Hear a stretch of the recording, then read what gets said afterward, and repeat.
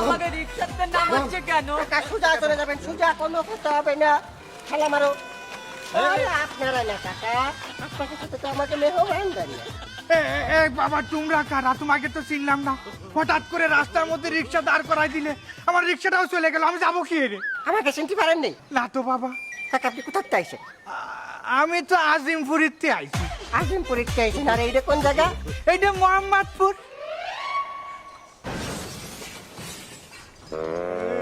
এইটা তো মোহাম্মদপুর। তাহলে কি তোমরা? আরে কাকা আপনার মাথায় তো পুষ্টি আছে, নিশ্চয়ই ছোটবেলা হরলিক্স খাতেন।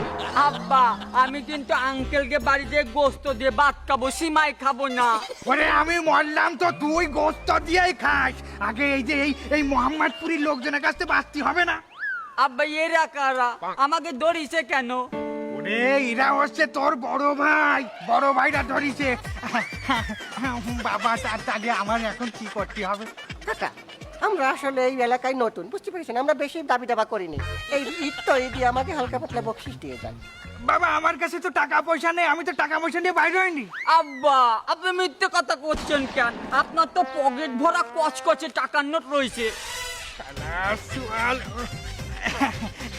ও অল্প কয়টা টাকা আছে বাবা, তাই এই টাকা তোমরা নিলে আমি কি আর মানে এই যে আব্বা আপনি বড় ব্যাগের ছোট টাকার নোট দিচ্ছেন কেন? আপনি তো বলেন বড় মানুষের জন্য বড় টাকা, কাকাকে বড় টাকা দেন।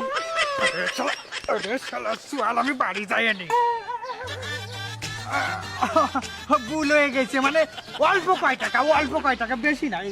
এই যে আব্বা আপনার কাছে তো 1000 টাকার নোট, 500 টাকার নোট এইগুলো রয়েছে, আপনি খালি ছোট টাকা দিচ্ছেন।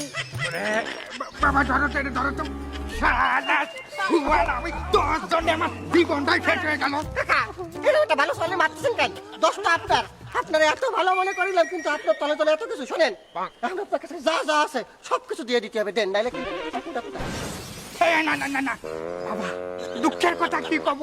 আমার এই বলদ সোয়াল দিয়ে আমার জীবনটা ধ্বংস হয়ে গেল, শেষ হয়ে গেলাম আমি। আচ্ছা টাকা পয়সা যখন দিতে হবে, এই ব্যাগের মধ্যে সব টাকা পয়সা রয়েছে। কি করছেন আপনি? এর মধ্যে টাকা ছিল? আমি সেই কথা তোমারে কই, রাস্তা দিয়ে লোকজনের দিতে আসবা। সমস্যা নেই, কাকা খুব ভালো লোক। কাকা জান টাকা